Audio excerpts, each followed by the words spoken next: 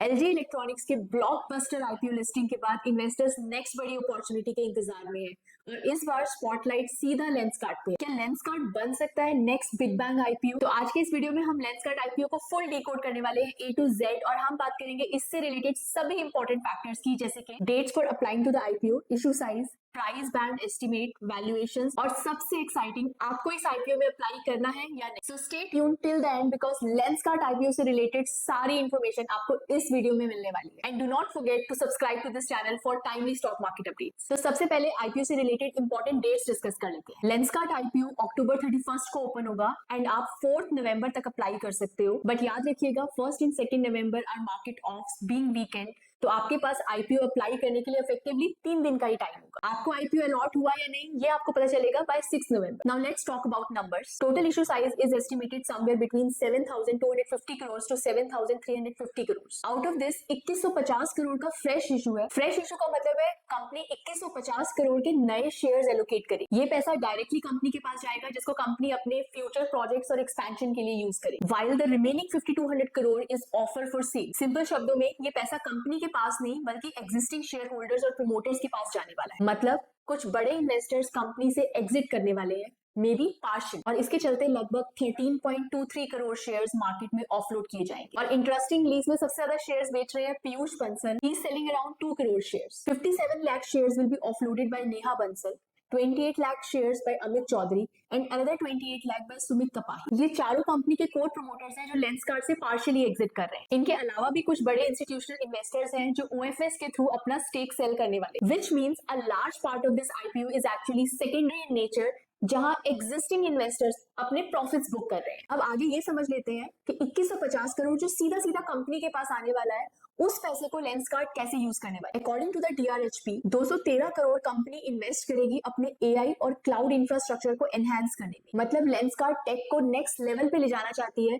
From better recommendation systems to smarter supply chain. 320 crore जाएगा marketing और brand promotions के लिए। So get ready to see a lot more Lenskart ads, new influencer collaboration और हो सकता है कुछ नए सेलिब्रिटी फेसेस भी कैंपेन में दिखे। बाकी का बचा हुआ पैसा कंपनी यूज करेगी स्टोर एक्सपेंशन और जनरल कॉर्पोरेट पर्पसेस के लिए। करेंटली लेंसकार्ट के टोटल 2723 स्टोर्स हैं, जिसमें से 2067 स्टोर्स इंडिया में हैं and around 656 overseas. And by 2026 the company is planning to add 450 new COCO stores, expanding its retail footprint aggressive. आप सोच रहे होंगे कोको स्टोर्स क्या होता है? सिंपल है, कंपनी ओन्ड, कंपनी ऑपरेटेड। मतलब ये स्टोर्स पूरी तरह लेंसकार्ट के कंट्रोल में होंगे, no franchisee model, pure in-house operations. Coco stores help provide premium and consistent brand experience to customers. Now let's talk about its valuation, market cap and price. Reports suggest that Lenskart is targeting a market capitalization of 70,000 crores. Now doing some rough calculations here, if Lenskart raises about 5,200 crores from 13.23 crore shares in the OFS,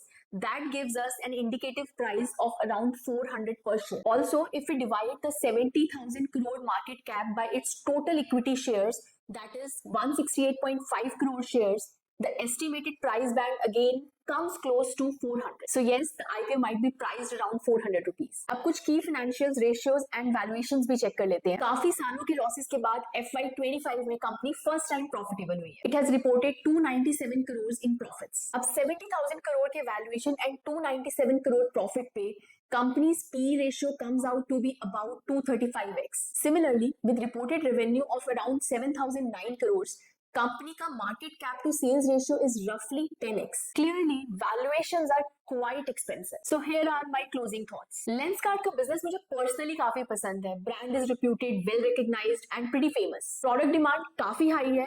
दिन ब दिन लोगों की eyesight week होती जा रही है due to high screen usages. Specially अगर आप बच्चों को देखें तो 80% बच्चों को 5 to 6 ईयर्स की एज में स्पेक्स लगने शुरू हो गए. एंड नॉट ओनली दिस, काफी लोग तो फैशन के लिए स्पेक्टिकल्स यूज करते हैं और फैशन के चक्कर में ही उनको फ्रीक्वेंटली चेंज भी करते रहते हैं. तो बिजनेस में ग्रोथ पोटेंशियल बहुत अच्छा है. टेक्नोलॉजी ड्रिवन कंपनी है. कस्टमर को नेक्स्ट डे डिलीवरी जैसी फैसिलिटीज प्रोवाइड करती है ताकि कस्टमर एक्सपीरियंस बहुत अच्छा रहे. बट आईपीओ के लिहाज से 2 प्रॉब्लम्स. मेजॉरिटी पैसा ओएफएस में जा रहा है और वैल्यूएशंस काफी एक्सपेंसिव. और इतिहास गवाह है कि जोमैटो, नायका, मामा जैसे हॉट आईपीओ जिसका लोग बेसब्री से इंतजार कर रहे थे जब उनकी लिस्टिंग हुई, तो हाई वैल्यूएशन के कारण उनमें करेक्शन देखने को मिले। सो पर्सनली मैं अभी के लिए इस आईपीओ को तो अवॉइड कर दूंगी, लेकिन लिस्टिंग के बाद अगर इसमें कभी करेक्शन आता है तो मैं इस कंपनी में, इस बिजनेस में डेफिनेटली इन्वेस्टमेंट का सोच सकती हूँ। Although given the company's growth, tech focus and profitability turn around, this IPO may receive some anchor and institutional interest. Also DMart के फाउंडर मिस्टर रमेश दमानी ने प्री आईपीओ राउंड में लेंसकार्ट में 90 करोड़ का इन्वेस्टमेंट किया है, which may further add a positive sentiment to the market buzz। इस video के लिए बस इतना ही। I will see you soon with other interesting IPO stories।